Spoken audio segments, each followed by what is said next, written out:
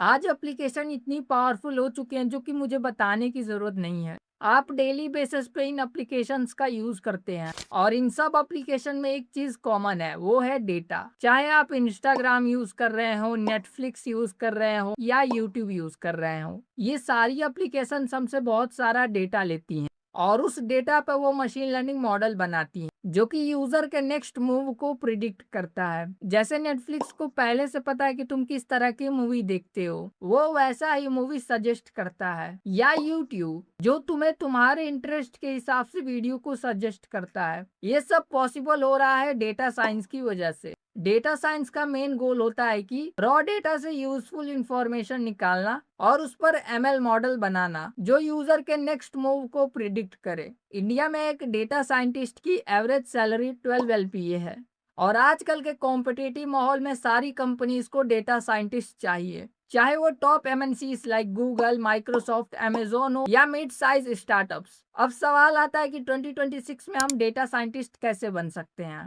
तो इस वीडियो के अंदर हम कंप्लीट डेटा साइंस के रोड मैप को देखेंगे, तो वीडियो को बिल्कुल भी स्किप मत करना। तो सबसे पहले ये समझो कि एक डेटा साइंटिस्ट होता कौन है। जो बंदा डेटा पे एल्गोरिथम्स लगाकर ऐसा मॉडल बनाता है जो यूजर के नेक्स्ट मूव को प्रिडिक्ट करे। जैसे गूगल मैप तुम्हें सबसे शॉर्टेस्ट रूट बताता है या चैट जीपीटी जो तुम्हारे बात को समझता है। ये सब डेटा साइंस के वजह से होता है। डेटा साइंस में सबसे पहले आपको एक प्रोग्रामिंग लैंग्वेज चूज करनी पड़ती है। इसमें आपके पास दो ऑप्शन है, पाइथन या आर। इन दोनों में से किसी एक को आप सीख सकते हो। देखो, मोस्टली लोग पाइथन को चूज करते हैं क्योंकि इसका सिंटेक्स इजी होता है और इसके रिसोर्सेज भी बहुत ज्यादा है इंटरनेट पे, इसीलिए बिगिनर्स काफी ज्यादा पाइथन को पसंद करते हैं। एंड अगर आप आर सीखना चाहो तो आप उसको भी सीख सकते हो। पाइथन में आपको variable, data types, loops, function और ऑब्जेक्ट ओरिएंटेड प्रोग्रामिंग भी अच्छे से आनी चाहिए। ये फेज कंप्लीट कर लेते हो तो सेकंड फेज आता है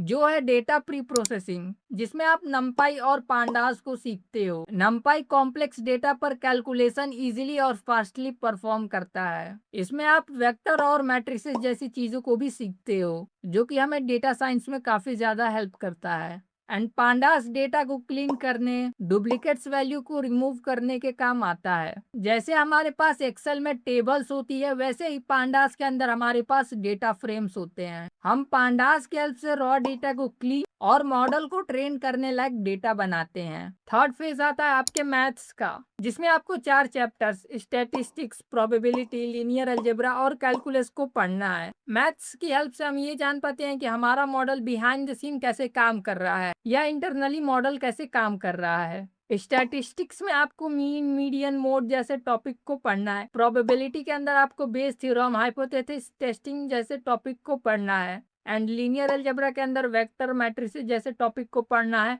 और कैलकुलस के अंदर आपको ग्रेडियंट्स जैसे टॉपिक को पढ़ना है। नेक्स्ट चीज है हमारा डेटाबेसेस। देखो, सारी कंपनीज अपना डेटा डेटाबेस में स्टोर करती है, इसलिए हमें डेटाबेस भी आना चाहिए। इसके लिए आप एसक्यूएल को सीख सकते हो। एसक्यूएल का full form structured query language होता है। इसकी हेल्प से हम डेटाबेसेस पे ऑपरेशन परफॉर्म कर पाते हैं, operations like read, insert, update, delete. इसलिए एसक्यूएल को जरूर सीखना। फोर्थ फेज है आपका डेटा विजुअलाइजेशन का, जिसमें आप मैटप्लॉटलिब और सीबॉर्न को सीखते हो। अगर आप एक न्यूमेरिक डेटा देखते हो तो आपको ज्यादा कुछ शायद समझ ना आए और टाइम भी लग सकता है समझने में, बट उसी डेटा को अगर आप ग्राफ्स में देखते हो तो चीजें बहुत ही जल्दी समझ आ जाती हैं। मैटप्लॉटलिब का यूज हम ग्राफ्स को क्रिएट करने के लिए करते हैं एंड सीबॉर्न की हेल्प से हम ग्राफ्स को जल्दी बना पाते हैं और ब्यूटीफुल भी। अब आता है आपका फिफ्थ फेज मशीन लर्निंग का, जिसमें हम डेटा के बेस पे मशीन लर्निंग मॉडल बनाते हैं और वो मॉडल प्रिडिक्शंस करता है कि नेक्स्ट चीज क्या होगी। मशीन लर्निंग में हम रूल्स नहीं लिखते,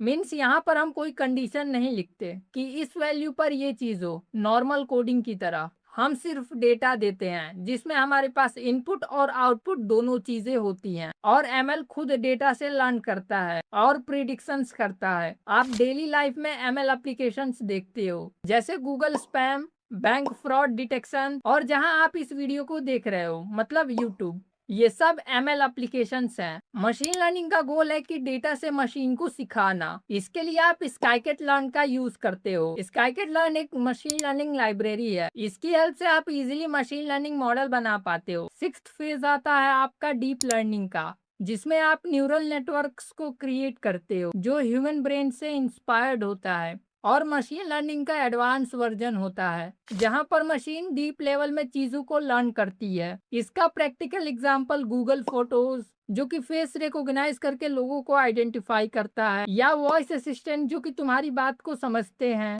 डीप लर्निंग में न्यूरल नेटवर्क को क्रिएट करने के लिए आपके पास दो ऑप्शन है। पहला है टेंसरफ्लो, दूसरा है पाइटॉर्च। टेंसरफ्लो को गूगल ने बनाया है और पाइटॉर्च को फेसबुक ने बनाया है। अगर आप एक बिगिनर हो तो पाइटॉर्च से स्टार्ट करो, और अगर आप एडवांस में करना चाहो तो आप टेंसरफ्लो को भी सीख सकते हो।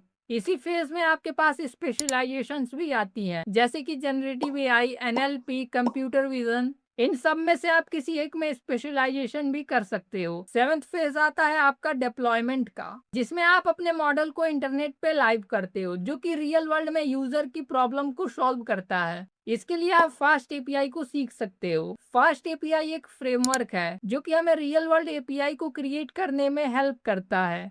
और एक्स्ट्रा टूल्स के अंदर आप एनाकोंडा और जुपिटर नोटबुक को भी सीख सकते हो। आज हर इंडस्ट्री को डेटा साइंटिस्ट चाहिए, चाहे वो हेल्थ केयर हो, फाइनेंस हो, कॉरपोरेट हो या स्पोर्ट्स हो, सब जगह डेटा साइंटिस्ट की डिमांड है। तो आज से ही अपनी डेटा साइंस की जर्नी को स्टार्ट करो, और कमेंट में जरूर बताना कि ये रोड मैप वीडियो आपको कैसी लगी और नेक्स्ट किस टॉपिक पे वीडियो चाहिए।